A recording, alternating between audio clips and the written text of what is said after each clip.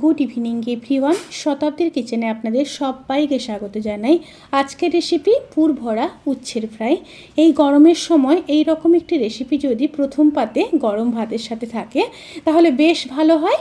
হ্যাঁ, অবশ্যই যারা তেতো খেতে পছন্দ করেন তাদের জন্যই ভীষণই সিম্পল একটি রেসিপি, অবশ্যই ট্রাই করবেন।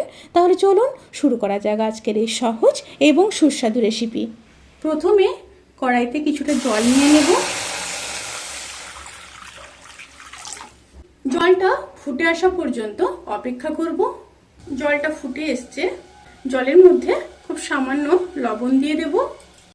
এখানে আমি 4 পিস উচ্ছে নিয়েছি। উচ্ছেগুলোকে সেদ্ধ করে নেব, প্রায় 80% সেদ্ধ করে নিতে হবে।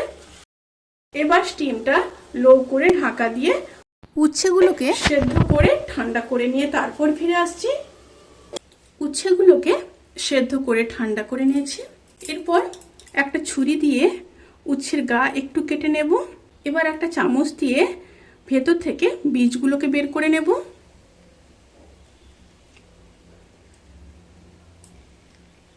এইভাবে বের করে নিতে হবে।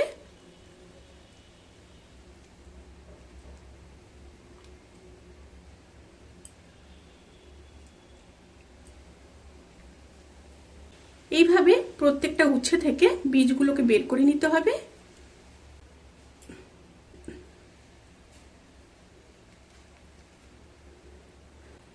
উচ্ছেগুলোকে এমনভাবে কাটবেন যাতে করে ওপর পোর্শনটাই শুধু কাটে, নিচেরটা যেন না কাটে, সেই দিকটা খেয়াল রাখতে হবে।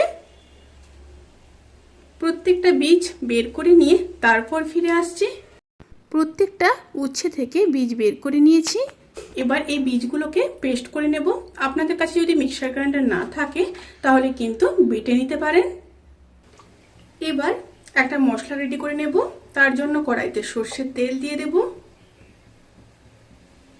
তেলের মধ্যে দিয়ে দেব কুচিয়ে রাখা 6-7 কোয়া রসুন।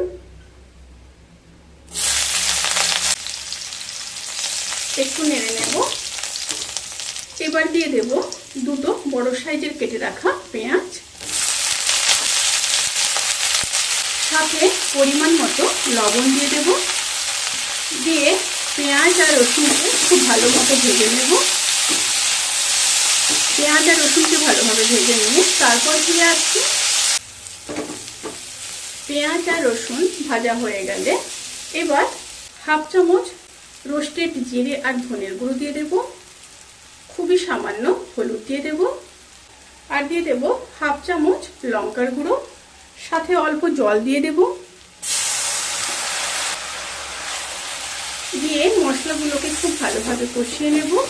মশলাগুলোকে কষিয়ে নিয়ে তারপর ফিরে আসছি। মশলাগুলো যখন খুব ভালোভাবে কষানো হয়ে যাবে তখন পেস্ট করে রাখা উচ্ছের বীজগুলোকে দিয়ে দেব। আবারও মিশিয়ে নিয়ে 1 মিনিট রান্না করে নেব। 1 মিনিট রান্না করে নিয়ে তারপর ফিরে আসছি। খুব ভালোভাবে 1 মিনিট রান্না করে নেওয়ার পর এবার বাইন্ডিংয়ের জন্য দিয়ে দেব 1 চামচ বেসন। দিয়ে খুব ভালোভাবে মিশিয়ে নেব। মিশিয়ে নিয়ে লো স্টিমে আবারও 1 মিনিট রান্না করে নেব। পুর কিন্তু পারফেক্টলি রেডি। এবার গ্যাসের ফ্লেমটাকে অফ করে দেব। অফ করে পুরগুলোকে ঠান্ডা করে নেব। পুরগুলো ঠান্ডা হয়ে গেছে। এবার উচ্ছের মধ্যে পুরগুলোকে ঢুকিয়ে নেব।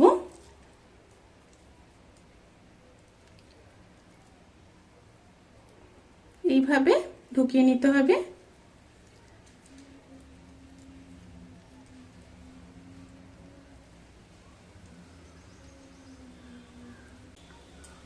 একটাই ঢুকিয়ে নিয়েছি, আবারও একটা দেখিয়ে দিচ্ছি।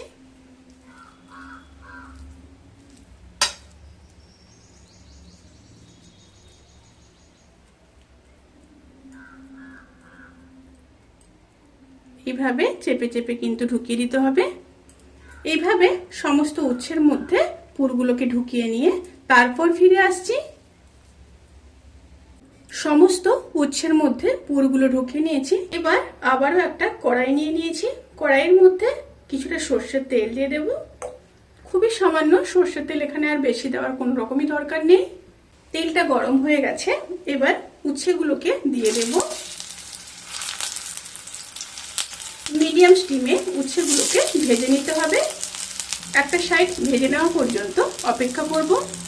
একটা সাইড ভাজা হয়ে গেছে, এইভাবে উল্টে পাল্টে প্রত্যেকটা সাইড খুব ভালো করে ভেজে নিতে হবে।